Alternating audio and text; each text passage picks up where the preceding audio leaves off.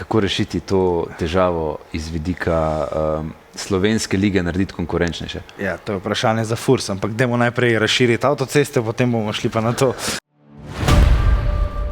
Ne, jaz mislim, da je to pač grozljivo. Sej mi tudi izvan nogometa imamo pač tudi v kontekstu Evropske unije ekstremno visoke davke.